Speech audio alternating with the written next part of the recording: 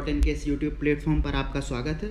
और आज की इस वीडियो में हम लोग अपनी मध्यकालीन इतिहास की जो टॉपिक वाइज टेस्ट सीरीज चल रही है उसके अंतर्गत तीसरे मॉक टेस्ट को सॉल्व करने वाले हैं। और 2 मॉक टेस्ट ऑलरेडी हो चुके हैं, तो अगर आप इस वीडियो पर नए हैं तो आप सबसे पहले उन वीडियोज़ को देखें जाके। उनका लिंक आपको इस वीडियो के डिस्क्रिप्शन बॉक्स में मिल जाएगा।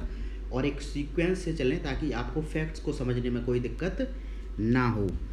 और ये जो टेस्ट सीरीज है ये सभी एक दिवसीय परीक्षाएं, चाहे यूपी पीसीएस हो, आरओ हो, यूपी ट्रिपल एससी द्वारा आयोजित कोई परीक्षा हो, पैट, ठीक है, या फिर एसएससी, सीएचएसएल, रेलवे, एनटीपीसी, या फिर कोई बीपीएससी हो, या बिहार दरोगा हो, एमपीपीसीएस हो, या फिर एमपीएसआई, सारे जितने भी वनडे एग्जाम्स हैं जहाँ पर जीएस पूछी जाती है उन सभी परीक्षाओं के लिए यह टेस्ट सीरीज एकदम रामबाण साबित होगी। आप इसको लगाइए, और अगर आप इसको लगा लेते हैं और मेरी बात को बहुत अच्छी तरीके से सुन लेते हैं तो आपके कम से कम नहीं तो 75 से 80% क्वेश्चन आपके कंप्लीट हो जाएंगे, यहीं से पूछा जाएगा वो।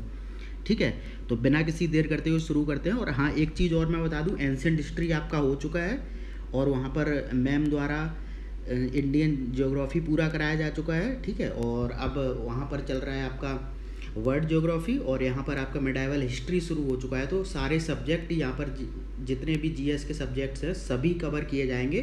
तो आप लोग जुड़े रहें और इस सारे जो टेस्ट सीरीज हैं सभी सब्जेक्ट्स के उनका फ़ायदा उठाएं। तो आइए शुरू करते हैं। तो पहला क्वेश्चन है, और टॉपिक तो आप लोगों को पता ही चल गया होगा, तीसरे मॉक टेस्ट का क्या है, गुलाम वंश। बहुत ही इंपॉर्टेंट है, आपको पता ही होगा। मिडाइवल हिस्ट्री के अंतर्गत सर्वाधिक क्वेश्चन मुगल वंश और गुलाम क्या बोलते हैं, दिल्ली सल्तनत से पूछे जाते हैं। और दिल्ली सल्तनत के अंतर्गत जो आज पहला टेस्ट है वो है गुलाम वंश का।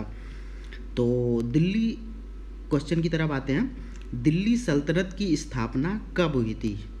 तो दिल्ली सल्तनत की जो स्थापना हुई थी वो हुई थी 1206 ईस्वी में। ठीक है, और आपको पता ही होगा कि दिल्ली सल्तनत के अंतर्गत 1206 से लेके 1526 तक, क्योंकि 1526 में तो बाबर ने भारत पर अटैक करके मुगल वंश की स्थापना कर दी थी, तो 1206 से लेके 1526 तक दिल्ली सल्तनत के अंतर्गत 5 वंशों ने शासन किया था।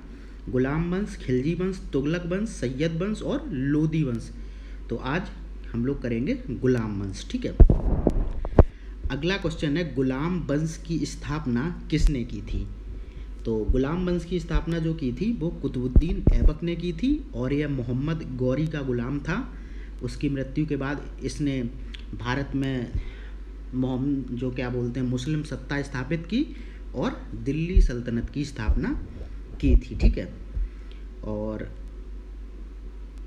एक इम्पॉर्टेंट फैक्ट ये आपको याद रखना होगा कि ये जो कुतुबुद्दीन ऐबक था ये किसका गुलाम था? क्वेश्चन ऐसे भी आ सकता है, तो ये मोहम्मद गौरी का गुलाम था। ठीक है, अगला क्वेश्चन है, गुलाम वंश को किस अन्य नाम से भी जाना जाता था? तो गुलाम वंश को मामलूक वंश भी कहा जाता था, दास वंश भी कहा जाता था और इलवरी वंश भी कहा जाता था। तो उपयुक्त सभी आपका उत्तर हो जाएगा। ठीक है, गुलाम वंश इसको इसलिए कहते हैं, आप एक फैक्ट याद रखिए, क्योंकि इसकी स्थापना की गई थी एक गुलाम द्वारा। गुलाम कौन? कुतुबुद्दीन ऐबक, और किसका गुलाम? मोहम्मद गौरी का। अगला क्वेश्चन है, किसको कुतुबुद्दीन ऐबक ने अपनी राजधानी बनाया था? बहुत ही इंपॉर्टेंट क्वेश्चन है। तो कुतुबुद्दीन ऐबक ने जो अपनी राजधानी बनाया था वो बनाया था लाहौर को। ठीक है, अगला क्वेश्चन है, निम्नलिखित में से कौन सी उपाधि कुतुबुद्दीन ऐबक द्वारा धारण नहीं की गई थी? ठीक है, तो आप जो ये शब्द होते हैं नहीं, ऐसे जो क्वेश्चन के बीच में आ जाते हैं, इनको ध्यान रखना है, क्योंकि मोस्टली स्टूडेंट्स क्या करते हैं कि नहीं को वो नहीं देख पाते हैं, नहीं को नहीं देख पाते हैं और वहीं पर वो गलती कर बैठते हैं। तो बताइए इनमें से कौन सी उपाधि कुतुबुद्दीन ऐबक द्वारा धारण नहीं की गई थी? तो वो नहीं की गई थी सुल्तान। ठीक है, बाद बाकी मलिक, सिपहल, सालार और कुरान ख्वां, ये तीनों उपाधि कुतुबुद्दीन ऐबक द्वारा धारण की गई थी। ठीक है, और कुरान ख्वां जो उपाधि उसे दी गई थी वो इसलिए दी गई थी क्योंकि वह जो कुतुबुद्दीन ऐबक था बहुत ही मधुर आवाज़ में कुरान पढ़ता था, इसलिए उसे कुरान ख्वां कहते थे। ठीक है, अगला क्वेश्चन है निम्नलिखित में से कौन लाखों का दान देने के लिए प्रसिद्ध था। तो ये कुतुबुद्दीन ऐबक ही था जो लाखों का दान देता था और इसीलिए इसे उपाधि दी गई थी किसकी, लाख बख्श की। ठीक है, और जो कुतुबुद्दीन ऐबक था वो हाथियों को भी दान में देता था, इसीलिए उसका नाम रखा गया था पील बख्श। ठीक है, तो 2 उपाधियाँ और थी, 3 मैंने ऊपर बता दी। ठीक है, और 2 ये लाख बख्श और पील बख्श। लाख बख्श इसके लिए क्योंकि वह लाखों का दान देता था, और पील बख्श इसके लिए क्योंकि वह बहुत ज़्यादा हाथियों को दान में देता था।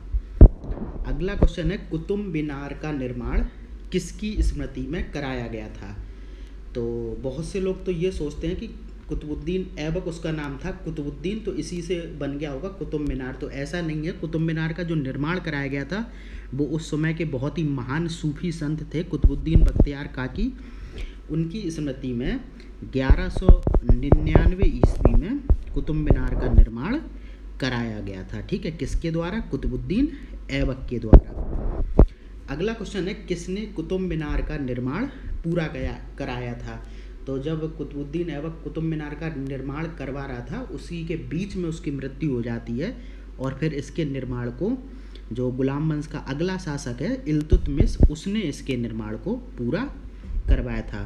और एक क्वेश्चन आपसे और पूछा जाएगा कि जो कुतुब मीनार था उसकी ऊपरी मंजिल की मरम्मत किसने कराई थी। तो वो तुगलक वंश का शासक था, कौन, फिरोज तुगलक। ठीक है, इसने कुतुब मीनार की ऊपरी मंजिल का निर्माण मरम्मत करवाई थी। ठीक है, और निर्माण भी कराया था, निर्माण और मरम्मत दोनों कराई थी। ठीक है, आप लोग याद रखेंगे।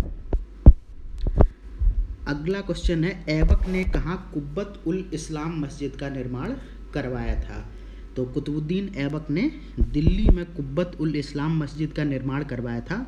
और कुब्बत उल इस्लाम मस्जिद के संदर्भ में आप एक बात याद रखेंगे कि यह भारत में इस्लामी पद्धति पर निर्मित प्रथम मस्जिद थी। ठीक है, कौन, कुब्बत उल इस्लाम इस्लामी पद्धति पर भारत में निर्मित प्रथम मस्जिद थी। ठीक है, ये फैक्ट भी आप लोग याद रखेंगे। अगला क्वेश्चन है कुतुबुद्दीन ऐबक ने कहाँ 2.5 दिन का झोपड़ा नामक मस्जिद का निर्माण करवाया था। तो ये करवाया था कहाँ पर, अजमेर में। ठीक है, अगला क्वेश्चन है किस स्थान पर चौगान खेलते समय घोड़े से गिरकर ऐबक की मृत्यु हुई थी। तो ये हुई थी कहाँ पर, वो लाहौर में चौगान खेल रहा था और उसी समय घोड़े से गिरकर कुतुबुद्दीन ऐबक की मृत्यु हो गई थी। और कब हुई थी ये मृत्यु, तो ये हुई थी 1210 ईस्वी में। ये भी आप याद रखेंगे क्योंकि कुतुबुद्दीन ऐबक की मृत्यु की जो तिथि है या जो वर्ष है वो आपसे पूछा गया है। तो 1210 में हुई थी। और कैसे, चौगान खेलते समय। चौगान तो आप जानते ही होंगे, जो पोलो नहीं होता है, हॉर्स पोलो जो होता है, घोड़े पे बैठ के खेला जाता है। तो उसी दौरान वो घोड़े से गिर गया और उसकी मृत्यु हो जाती है। और इसकी मृत्यु के बाद जो दिल्ली सल्तनत का गुलाम वंश के अंतर्गत जो अगला सुल्तान बनता है वो कौन होता है, इल्तुतमिश। ठीक है, बीच में वैसे एक शासक और दिल्ली की गद्दी पर बैठा था, उसका नाम था आराम शाह। ठीक है, क्या नाम था, आराम शाह। लेकिन इसने सिर्फ 8 महीने तक शासन किया और इसके शासन का कोई महत्वता नहीं थी, इसीलिए इससे क्वेश्चन नहीं बनते हैं। और उसके बाद जो इम्पोर्टेंट शासक बैठा वो था इल्तुतमिश। ठीक है, अगला क्वेश्चन है ऐबक की मृत्यु के दौरान इल्तुतमिश कहाँ का सूबेदार था। तो जब कुतुबुद्दीन ऐबक की मृत्यु हुई थी तो उस समय जो इल्तुतमिश था वो बदायूं का सूबेदार था। ठीक है, और इल्तुतमिश के बारे में एक जानकारी ये जानने लायक है कि जो इल्तुतमिश था वो इलवरी जनजाति का तुर्क था। ठीक है, और जनजाति कौन सी थी इसकी, इलवरी, ये पूछा गया है। ठीक है, तो इल्तुतमिश इलवरी जनजाति का तुर्क था और कुतुबुद्दीन ऐबक की मृत्यु के समय ये बदायूं का सूबेदार था। ठीक है, अगला क्वेश्चन है, निम्नलिखित में किसको गुलामों का गुलाम कहा जाता है। बहुत ही इंपॉर्टेंट क्वेश्चन है और इल्तुतमिश को गुलामों का गुलाम कहा जाता है। ठीक है, किसको दिल्ली सल्तनत का वास्तविक संस्थापक माना जाता है। तो दिल्ली सल्तनत का जो वास्तविक संस्थापक है वो माना जाता है इल्तुतमिश को। ठीक है, और क्यों माना जाता है, तो इसका एक रीज़न यह है क्योंकि जो कुतुबुद्दीन ऐबक और जो आराम शाह, मैंने आपको बताया ना कि कुतुबुद्दीन ऐबक के बाद आराम शाह शासक बना था दिल्ली सल्तनत का। तो इन लोगों ने क्या किया था कि लाहौर, इनकी राजधानी जो थी वो लाहौर थी और इन लोगों ने लाहौर से ही अपने जो शासन का कार्यभार संभाला था। लेकिन जो इल्तुतमिश था इसने दिल्ली को राजधानी बनाया और दिल्ली में बैठकर ही पूरे साम्राज्य का देख रेख किया और सब कुछ किया। इसीलिए कहा जाता है कि जो दिल्ली सल्तनत का वास्तविक संस्थापक है वो कौन है, इल्तुतमिश। ठीक है, तो यहाँ पर बातों बातों में एक चीज़ और आपको पता चल गई कि लाहौर से दिल्ली किसने जो राजधानी को स्थानांतरित किया था वो कौन था, इल्तुतमिश। ठीक है, अगले क्वेश्चन की ओर आते हैं, निम्नलिखित में से कौन कानूनी रूप से दिल्ली का प्रथम सुल्तान था। तो कानूनी रूप से दिल्ली का प्रथम सुल्तान इल्तुतमिश था। और क्यों था, क्योंकि जो इल्तुतमिश था इसने सुल्तान की उपाधि धारण की थी और सुल्तान के पद की स्वीकृति खलीफा से प्राप्त की थी। ठीक है, तो खलीफा मुस्लिम जगत का सबसे बड़ा प्रतिनिधि होता है, उसी से इसने सुल्तान के पद की स्वीकृति ली थी और इस तरीके से ये दिल्ली का प्रथम कानूनी रूप से सुल्तान था। ठीक है, अगला क्वेश्चन है, इल्तुतमिश ने साम्राज्य को संगठित करने हेतु कितने गुलाम सरदारों का एक गुट बनाया था। तो इल्तुतमिश ने साम्राज्य को संगठित करने के लिए 40 गुलाम सरदारों का एक गुट बनाया था और इसे नाम दिया गया था तुर्कान ए चहलगानी या फिर तुर्क ए चहलगानी। आप लोग याद रखेंगे, बहुत इंपॉर्टेंट क्वेश्चन है। अगला क्वेश्चन है, इल्तुतमिश ने किस नाम से चांदी का सिक्का चलाया था। तो इल्तुतमिश ने चलाया था टंका के नाम से चांदी का सिक्का और एक सिक्का इसने और चलाया था जो कि तांबा का था। किसका था, तांबा का, और इसका नाम क्या था, जीतल। तो चांदी का टंका और तांबा का जीतल, 2 सिक्के इसके द्वारा चलवाए गए थे। और इल्तुतमिश प्रथम शासक था जिसने भारत में शुद्ध अरबी सिक्के चलाए थे। तो एक फैक्ट ये हो गया। ठीक है, अगला क्वेश्चन है, किस ईरानी शासक की इल्तुतमिश ने सहायता करने से इनकार कर दिया था। तो ये ईरानी शासक था जलालुद्दीन मंगवरनी। और होता क्या है कि चंगेज खां ने ईरान पर आक्रमण कर दिया था और इस चंगेज खां से बचने के लिए जो ये था जलालुद्दीन मंगवरनी, ये भारत की तरफ भागा। ठीक है, और पीछे से चंगेज खान आ रहा था इसके। तो इल्तुतमिश जानता था कि चंगेज खान एक बहुत ही ताकतवर व्यक्ति है और उससे सामना करना शायद इल्तुतमिश के लिए थोड़ा मुश्किल हो जाता, इसीलिए उसने जलालुद्दीन मंगवरनी को सहायता से इनकार कर दिया और इस तरीके से उन्हें दिल्ली सल्तनत पर चंगेज खां के अटैक को बचा लिया। अगला क्वेश्चन है, इक्ता किस भाषा का शब्द है। तो इक्ता जो है वो अरबी भाषा का शब्द है और भारत में इक्ता प्रणाली शुरुआत करने की जो श्रेय है वो आपको पता ही होगा, इल्तुतमिश को जाता है। और इक्ता के जो अधिकारी होते थे उसे क्या कहते थे, इक्तादार। ठीक है, अगला क्वेश्चन है, तबकात ए नासरी की रचना किसने की थी। तो तबकात ए नासरी की जो रचना की थी वो की थी मिनहाज उल उस सिराज ने। ठीक है, और ये जो मिनहाज उस सिराज थे ये इल्तुतमिश के दरबार के प्रसिद्ध इतिहासकार थे। अगर आपसे क्वेश्चन पूछा जाएगा कि इल्तुतमिश के दरबार में किस प्रसिद्ध इतिहासकार को संरक्षण प्रदान किया गया था, तो वो यही थे, मिनहाज उस सिराज, और इन्होंने रचना की थी तबकात ए नासरी की। अगला क्वेश्चन है, इल्तुतमिश ने कहाँ अतार्किन का दरवाज़ा निर्मित करवाया था। तो अतार्किन का दरवाज़ा का जो निर्माण है वो इल्तुतमिश द्वारा कराया गया था जोधपुर में। ठीक है, और इल्तुतमिश द्वारा एक और निर्माण कार्य कराया गया था वो कराया गया था बदायूं में, और उसका नाम था हौज ए शमसी। ठीक है, यहाँ पर लिख देता हूँ मैं, हौज ए शमसी।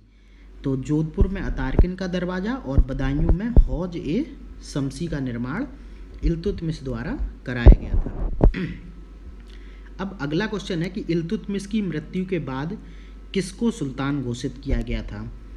तो इल्तुतमिश की मृत्यु के बाद जो दिल्ली का सुल्तान बना था गुलाम वंश के अंतर्गत, वो था रुकनुद्दीन फिरोज शाह। ठीक है, और ये बहुत थोड़े समय तक शासन में रहा था, और इसके बाद जो दिल्ली की शासिका बनी थी, शासक नहीं शासिका, कौन, रजिया सुल्तान। अगला क्वेश्चन है, रजिया सुल्तान किसकी पुत्री थी। तो रजिया सुल्तान जो थी वो इल्तुतमिश की पुत्री थी, और एक बहुत ही इम्पोर्टेंट फैक्ट है कि जो रजिया सुल्तान दिल्ली की प्रथम और अंतिम महिला शासिका थी। ठीक है, और इसके साथ ही वह मध्यकालीन भारत की प्रथम महिला शासिका भी थी। तो इस फैक्ट को आप लोग दोबारा सुन लीजिए। पहला तो इम्पोर्टेंट ये है कि रजिया सुल्तान इल्तुतमिश की पुत्री थी, और दूसरा, रजिया सुल्तान दिल्ली की प्रथम और अंतिम महिला शासिका थी, और इसके साथ ही वह मध्यकालीन भारत की प्रथम महिला शासिका भी थी, क्योंकि यह क्वेश्चन हर एग्जाम में लगभग पूछा जा चुका है। अगला क्वेश्चन है, रजिया ने किसकी उपाधि धारण की थी। बहुत ही इंपॉर्टेंट क्वेश्चन है। तो रजिया ने जो उपाधि धारण की थी वो थी उद्मत उल निस्वा की।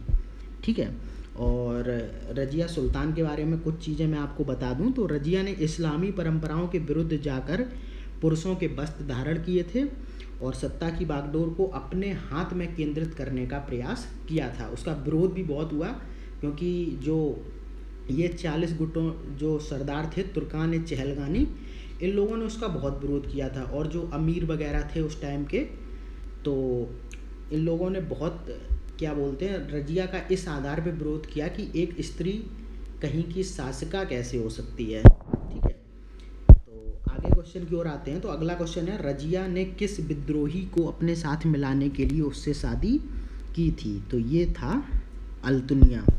ठीक है, तो ये एक इक़्तादार था जिसे रजिया ने अपनी ओर मिलाने के लिए इससे शादी की थी, और पहले जो अल्तुनिया था वो रजिया का विरोधी था। ठीक है, अब अगला क्वेश्चन है, रजिया की हत्या कहाँ हुई थी। क्वेश्चन काफ़ी बार पूछा जा चुका है, रजिया की हत्या कहाँ हुई थी, या फिर रजिया की मृत्यु कहाँ हुई थी। तो रजिया की जो मृत्यु हुई थी वो हुई थी कैथल में। ठीक है, और कब हुई थी, तो 1240 ईस्वी में। ठीक है, और यहाँ पर क्या किया था, डकैतों ने रजिया और उसका जो पति ये था अल्तुनिया, दोनों को, ये लोग कहीं जा रहे थे तो रास्ते में इन्हें मार दिया था, दोनों लोगों को। ठीक है, अगला क्वेश्चन है, रजिया को सत्याच्युत करने में निम्नलिखित में से किसका हाथ था।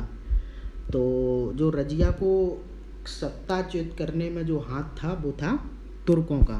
ठीक है, यही जो तुर्क ए चहलगानी वाले और जो वहाँ के दिल्ली सल्तनत के अंतर्गत अमीर थे, वो सारे लोगों ने मिलकर रजिया को सत्ता से अलग कर दिया था। ठीक है, और उसके बाद किसको गद्दी पर बिठा दिया था, बहराम शाह को। आप लोग याद रखेंगे। ठीक है, तो ये ज़रूर याद रखेंगे कि रजिया के बाद गद्दी पर किसे बैठाया गया था, तो वो बहराम शाह को। क्योंकि काफ़ी बार, वैसे वनडे एग्ज़ाम्स में तो नहीं, लेकिन जो ये यूपी पीसीएस वगैरह है, इनमें बहुत बार शासकों का क्रम लगाने के लिए आ जाता है। तब ऐसे ये जो छोटे शासक होते हैं, इनके बारे में आपको याद रखना होता है। अगला क्वेश्चन है, निम्नलिखित में से कौन सी उपाधि बलबन ने धारण की थी। तो बहराम शाह के बाद एक चीज़ तो मैं आपको बता दूं कि बलबन दिल्ली का सुल्तान बना था, और जो बलबन था उसने उपाधि धारण की थी किसकी, उलूग खां की भी, जिले इलाही की भी, और खलीफा का सहायक की भी। यानी कि आपका जो उत्तर होगा वो होगा उपयुक्त सभी। और बलबन के संदर्भ में एक क्वेश्चन और पूछा गया है कि बलबन का पूरा नाम क्या था। ये क्वेश्चन भी पूछा गया, मुझे याद आ रहा है। तो बलबन का जो पूरा नाम था वो आप लोग नोट करिए। उसका जो पूरा नाम था वो था गयासुद्दीन बलबन। ठीक है, अगला क्वेश्चन है, बलबन ने कहाँ की मस्जिद की दीवारों पर अपने शिलालेख में स्वयं को खलीफा का सहायक कहा था?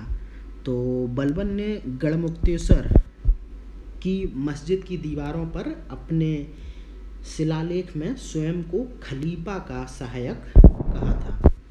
अगला क्वेश्चन है, दिल्ली के किस सुल्तान ने नियामत ए खुदाई के सिद्धांत का प्रतिपादन किया था? तो दिल्ली के जो सुल्तान ने नियामत ए खुदाई के सिद्धांत का प्रतिपादन किया था वो था बलबन। और ठीक है, और जो ये नियामत ए खुदाई होता है, इसका जो अर्थ होता है वो ये होता है कि जो सुल्तान होता है ना, वो पृथ्वी पर ईश्वर का प्रतिनिधि होता है, ठीक है, और उसके पास सत्ता को चलाने के लिए दैवीय अधिकार होते हैं, ठीक है। ये जो मतलब है वो किसका है? नियामत ए खुदाई का। अगला क्वेश्चन है, निम्नलिखित में से किसने लौह एवं रक्त की नीति अपनाई थी? बहुत ही इंपॉर्टेंट क्वेश्चन है। तो लौह एवं जो रक्त की नीति अपनाई थी वो अपनाई थी किसने? बलबन ने, ठीक है। और ये नीति होती क्या है? ये नीति होती है कि अगर कोई भी व्यक्ति होता था, अगर वो सुल्तान के विरुद्ध विद्रोह करता था तो उस विद्रोही की तो हत्या कर दी जाती थी या सुल्तान द्वारा करवा दी जाती थी, और उनके जो स्त्री और बच्चे होते थे वो गुलाम बना लिए जाते थे। तो जनता में अपना खौफ पैदा करने के लिए और जो शासन की समस्याओं से निपटने के लिए और अपने विद्रोहियों को कुचलने के लिए बलबन ने इस लौह एवं रक्त की नीति को अपनाया था, ठीक है। अगला क्वेश्चन है, बलबन ने दरबार में किस गैर इस्लामी प्रथा का आरंभ किया था? तो बलबन ने अपने दरबार में सिजदा और पैबोज दोनों ही ये गैर इस्लामी प्रथाएं हैं, इनका अपने दरबार में आरंभ किया था। और ये जो सिजदा होता है इसका मतलब होता है घुटने पर बैठकर सिर झुकाना, किसके सामने? सुल्तान के सामने। और दूसरा था पैबोज, इसका मतलब होता है कि सुल्तान के चरण चूमना, ठीक है। ये दोनों प्रथाएं बलबन ने आरंभ कराई थी। तो ये क्यों कराई थी? आपको पता ही चल रहा होगा कि जो बलबन था वो एक जो सुल्तान होता है उसकी प्रतिष्ठा को एकदम टॉप पे ले जाना चाहता था, ठीक है। जो पहले के सुल्तान होते थे वो आपस के सभी लोगों के साथ बड़ा मिलजुल के रहते थे, लेकिन बलबन एक अलग तरीके का सुल्तान था। ये अपने आप को हमेशा टॉप मोस्ट लेवल पे रखना चाहता था और ये नहीं चाहता था कोई उससे खुल के बात करे, सारे लोग उससे डर के रहें और जितनी भी सत्ता है वो अपने हाथ में केंद्रीकृत करके रखे। तो ये सारी चीज़ें बलबन के दिमाग में थीं, तो इसीलिए बलबन ने ऐसी प्रथाओं का आरंभ करवाया था कि जिसमें कि लोग घुटने पर बैठकर उसके चरणों में सिर झुकाएं और उसके चरण का चुम्बन करें, ठीक है। अगला क्वेश्चन है, निम्नलिखित में से किसने इल्तुतमिश द्वारा स्थापित तुर्क ए चहलगानी का दमन किया था? तो ये किया था किसने? बलबन ने, ठीक है। तो मैंने आपको पहले ही कह दिया कि ये जो तुर्क ए चहलगानी था ये 40 अमीर सरदारों का गुट था जो शासन को चलाने में सुल्तान की मदद करते थे। लेकिन बलबन क्या था, मैं आपको पहले ही बता चुका हूँ, वो सारी सत्ता को अपने हाथ में केंद्रीकृत करना चाहता था। इसीलिए उसे लग रहा था कि कहीं ये लोग आपसी में कुछ करके मुझे मतलब पद से हटा ना दे, इसीलिए उसने ऐसी किसी अनहोनी से निपटने के लिए इस जो तुर्क ए चहलगानी जो 40 सरदारों का गुट था उसे ही समाप्त कर दिया, जिससे कि सरकार की जो पद प्रतिष्ठा और सत्ता तीनों सुल्तान के हाथों में बनी रहे, ठीक है। और एक इम्पॉर्टेंट फैक्ट ये भी है यहाँ पर कि जो ये तुर्क ए चहलगानी था बलबन के समय तक आते आते बहुत ज़्यादा मजबूत हो गया था, बहुत सारे डिसीजन ये अपने आप से लेने लगा था और बलबन को ये चीज़ पसंद नहीं थी क्योंकि वो नहीं चाहता था कि सत्ता में किसी और का हस्तक्षेप हो, ठीक है। अगला क्वेश्चन है, बलबन ने प्रत्येक वर्ष दरबार में किस त्यौहार को मनाने की प्रथा आरंभ की थी? तो बलबन ने दरबार में प्रत्येक वर्ष एक ईरानी त्यौहार होता है नौरोज, उसको मनाने की प्रथा आरंभ की थी। अगला क्वेश्चन है, भारत में आर्य विभाग यानी कि दीवान ए अर्ज की स्थापना सर्वप्रथम किसने की थी? तो भारत में दीवान ए अर्ज की स्थापना यानी कि आर्य विभाग की स्थापना की थी किसने? बलबन ने, ठीक है। और आर्य विभाग का कार्य क्या होता है, क्वेश्चन आपसे ये भी पूछा जा सकता है। तो इसका कार्य होता है सैन्य व्यवस्थाओं व सैनिकों का देखरेख, ठीक है। तो एक तरीके से ये सैनिकों को मॉनिटर करने वाला एक विभाग होता था और उनको देख रेख और उनको जो हथियार होते थे उनको प्रोवाइड कराता था और उनकी सैलरी का भी मेंटेनेंस रखता था। अब अगले क्वेश्चन की ओर बढ़ते हैं। तो अगला क्वेश्चन है, सल्तनत काल में गुप्तचर विभाग का अधिकारी क्या कहलाता था। तो सल्तनत काल में जो गुप्तचर विभाग का अधिकारी होता था वो कहलाता था बरीद, ठीक है। और जो गुप्तचर विभाग होता था उसका नाम भी आपसे पूछा जा सकता है। तो उसका नाम है बरीद ए मुमालिक, लिख दे रहा हूँ मैं यहाँ पर, बरीद ए मुमालिक, ठीक है। तो बरीद ए मुमालिक तो आपका हो गया विभाग, और जिसका जो अधिकारी होता था वो होता था बरीद, ठीक है। और ये था क्या, ये एक गुप्तचर विभाग था, ठीक है। अगला क्वेश्चन है, गुलाम वंश का अंतिम शासक कौन था। तो गुलाम वंश का अंतिम शासक था क्यूमर्स, ठीक है। तो इस तरीके से गुलाम वंश से जितने भी इम्पोर्टेंट क्वेश्चन बन सकते थे वो मैंने यहाँ पर आप लोगों के साथ डिस्कस किए, और बहुत सी चीज़ें मैंने आपको बताई। तो आप उनको अच्छे से सुनिए और क्वेश्चंस को देखिए। और एक इन्फॉर्मेशन आप लोगों के लिए ये है कि भारत और विश्व के भूगोल की टॉपिक वाइज टेस्ट सीरीज़ शुरू कर दी गई है सभी वनडे एग्जाम्स के लिए।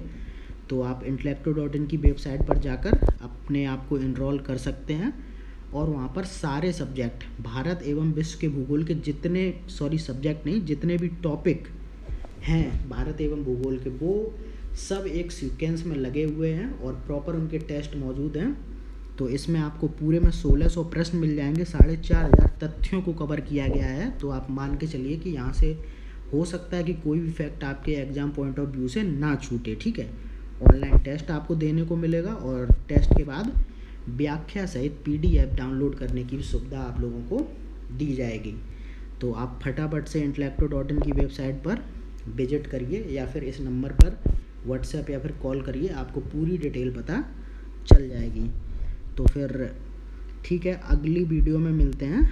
तो आज हम लोगों ने गुलाम वंश को देखा, और दिल्ली सल्तनत के अंतर्गत जो अगला वंश है वो कौन सा है, वो है खिलजी वंश। तो अगले वीडियो में हम लोग खिलजी वंश से संबंधित बनने वाले प्रश्नों को देखेंगे। चलिए फिर, तब तक के लिए धन्यवाद।